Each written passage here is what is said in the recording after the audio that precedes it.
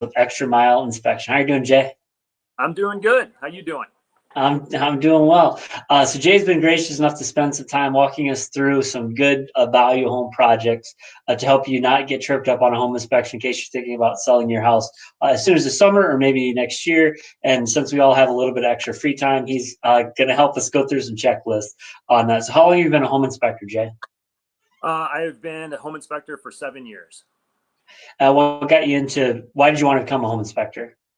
I've always had a background in construction, and also right after college was maintenance supervisor at a large apartment complex. So through the years, had to learn various systems, electrical, plumbing, roofing, framing, etc. So was able to pick that up along the way. Grew up doing construction. Have done it pretty much all my life, and this was the opportunity was right. When I started about 7 years ago, the market was turning, and it's been awesome. I love it. That's great. So if you're going to kind of give people a rundown of what you're looking for when you do go into their house, or if they're going to use you for a house they're looking at, what are some things that are easier to fix that will trip you up on a home inspection? Great question. Actually, it's interesting because right now, for those of you living in Chicago, it's been raining nonstop for like 2 days, and it's going to rain possibly another day. So some of the biggest things that come up are we say gutters, grading, and downspouts, meaning your gutters, if they're full of leaves and stuff like that, they're not going to drain properly. Water is going to go over the top of them and close to your foundation. We talk about grading. Grading is really simply making sure that the soil by your foundation is not sloped toward the foundation. So water would hit and go toward your basement as opposed to building it up so that the water, flows away from your house. So grading is a simple one. It's a fancy word of saying throw some dirt along your foundation. And then downspouts. A lot of times downspouts end right by the foundation. So that water is all that water that's hitting your roof. It's going down there and just pooling around your foundation. You want to have extensions on those downspouts, kick them out and away so that water gets away from your house. So obviously in the spring, that's a real easy thing to see. Along with that is your sump pump. You always want to make sure your sump pump is working. If you have a house that has a sump pump, um, it's also a good idea to have a battery backup. It's not required to have a battery backup, but it's a strong suggestion in case we have any power failures. So you want to make sure those things are working. When we're looking at the rain and stuff today and the next couple days, that's going to be a real easy one to tell if it's working or not. So those are there. The things that we check for that are easy. What we look for mostly are safety issues, structural issues, things like that. So those are the things that you want to think through if you're maybe thinking about putting your house on the market. We do not look at cosmetic issues. So if there's a few areas where the paint might be chipped or something like that, that's not going to show up in an inspection report because it's not structural to the house. So we want to look at some of the simple things are GFCI outlets. So if you don't know, those are the outlets with a little trigger on them, a little button. Anything within 5-6 feet of water is supposed to have those. So what we see a lot of are, especially if it's an older house, they may not have them. So we'd recommend you updating them, even if it's for your own safety, but it will show up on an inspection report. So the common areas are the kitchen, so 5-6 feet of the sink, all the bathrooms, and the exterior and garage. So the exterior ones, you may want to check. Those things foul out a lot because of temperature differential. We get, all the snow in the winter. We get all the rain in the spring. Everything else that a lot of times those don't even work and you don't even know it because you haven't used them in years. So those are some of the real easy things to do. A lot of people don't ever pop their heads in their attics. So a lot of times we find it, I mean, who wants to? And so that's a lot of times what you pay us for. But a lot of times it's where we find the issues because it's out of sight, out of mind. So it's not a bad idea to, poke your head in the attic and make sure. What we look for is you've got adequate insulation, you got adequate ventilation, meaning you have basically ventilation coming in through the soffits. So you should be able to see daylight in your soffits if you look at that. And then you should also have ridge vents. So basically the hot air can go out the top of your roof. We look for potential mold or darkening. We are not mold inspectors, but it's one of those things where if we see it or see something that may look like it, we would recommend a mold test. But it's a good idea to get ahead of that, so you want to check that out. Obviously, you want to check that you have enough insulation, but a lot of times you may want to check for mice. A lot of times there's mice up in the attic. You hear them at night when you're sleeping, pitter pattering around, but those are some of the things that would show up. Go ahead. So then, I know we've talked in the past. So you do pre-inspections for people to kind of walk them through, like what to fix now, so that it doesn't pop up on a future report. But then also you do some heat and cooling laws. Could you kind of walk through how that works? How you help people with? I think you call it an energy audit, right? Correct. So what we do sometimes, people will move in and maybe call it 6 to 8 months after they move in. They realize, hey, their house might be cold, or things, whatever. It's their furnace is working too much, things like that, and they're wondering where they're losing energy. When we do a regular home inspection, it is technically a limited visual inspection, meaning we're not going to, we can't see through walls, things like that. Excuse me. But so what we'll do is, excuse me. But what we'll do is we'll go through and we'll do thermal imaging of the rooms, and what we'll do is make sure that there might be some missing insulation. If it's an older house, especially, what happens is sometimes the insulation tends to settle down in the walls, and you might not have any in the upper parts.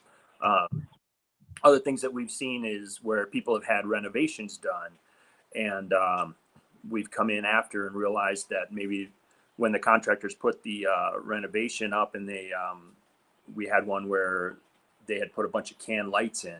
Well, when they put those can lights in, they forgot to put the insulation back in. So they had a whole ceiling in their kitchen that had no insulation on it. And they were wondering, why is our kitchen cold? And stuff like that. So we also look at, the furnace, making sure that it's running properly, if applicable, the AC. But we'll run the house through a bunch of different tests to find out basically, are the windows drafting. Windows and doors are always going to be colder, no matter how highly efficient they are. But we can a lot of times look and see, did they do the proper insulating around the windows? A lot of times you have drafting coming in through the trim. So those are some of the things that we do for an energy audit. It's not part of a regular home inspection. It's more about how can we make the house more efficient, save you some money in the long term, on your heating and cooling bills.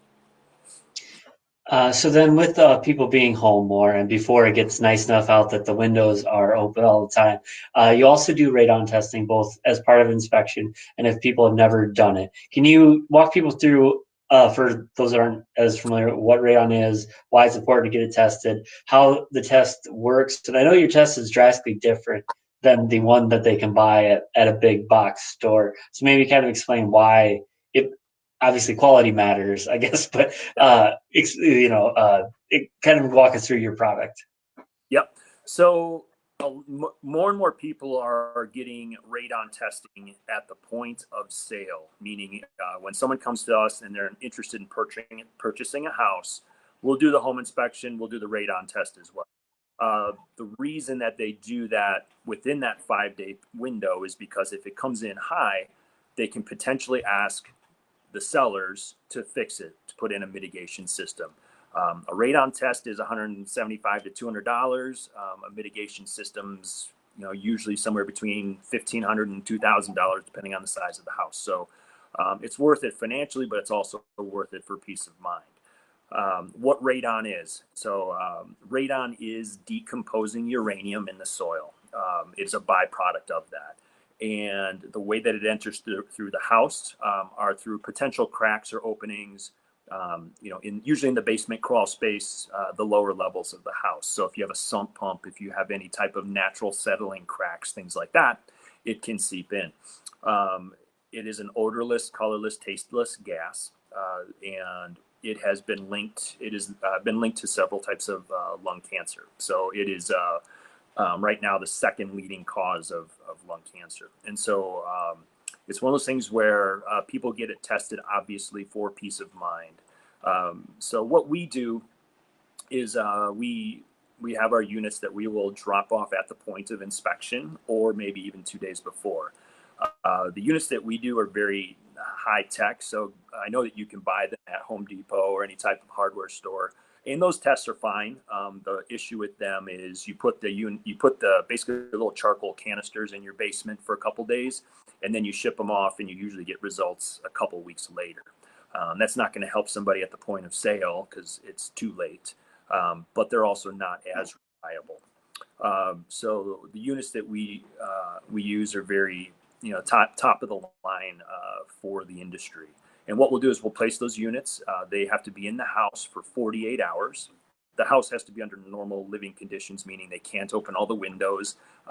If the furnace is running, it's got to be running at a normal rate, things like that. And we'll get the results back, like I said, in 48 hours. And what we do is we send those out to, if you're working with a realtor, we send it to the realtor and to the person that ordered the test as well. If it comes over a certain at or above a certain threshold, which is 4.0, it's called 4.0 picoliters, but or picocuries, if it comes over that, then they recommend mitigation systems be placed. And so what that does is basically they seal off. If it's a crawl space, they'll maybe seal that off. If there's cracks in the foundation, they might seal those off. And then what they do is they actually drill through the foundation. They put in a pipe, a PVC pipe, and they hook a vent fan into the pipe, and then they vent that out up above the roof line. And what that would do is, as the radon gas rises and hits the slab in the foundation, it'll get sucked into that pipe and out through, just so it's not going in. And what happens is, once that system is put into place, we don't do that. Other companies do that. We'll come in after and retest. And if the system's working properly, the radon will drastically fall to very safe levels. So that's the process. More and more people are doing it. I would say I looked at our figures last year, and we did hundreds of tests, and radon came in high at right around 35% of the tests that we did, in this area. Wow.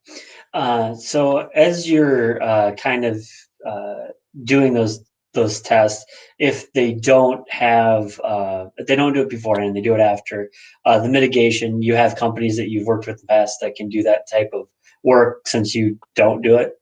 Right. Yeah, we cannot do it. It's a conflict of interest. So it's one of those things where we have to be a third party that comes in and says, yes, it's high. And then we test after, yes, it's low. So we're, basically not affected or anything like that. But yeah, other companies will come in, and there's a couple big companies in the area that do it, and they're all around the same price, same process. They have the standards that they have to, go by to mitigate the issue. So you are an essential business because real estate's an essential business, but can you walk people through some of the steps you're taking to help keep them safe so they can feel more secure calling you to Yeah. use your number? So Right. Yes. After every inspection, we burn all our clothing. But no, yes. So what we've been doing is obviously sanitizing before and after. We are wearing masks. We are wearing gloves as well. And then we're significantly limiting who can be at the inspection. So right now, I would say most of our inspections, there's nobody in the house other than us. We are also limiting our crew. So I have, it's myself and two other inspectors, as well as a radon technician. So there's four of us. We're basically trying to limit how many of us go in the house. So we're trying to keep that down to like two of us at the most, if we can help it, unless it's a really, really big house. But so we're keeping ourselves, low there as well. But what we're seeing a lot of is even if, the client or realtor does show up at the house, sometimes they'll stay in their vehicle.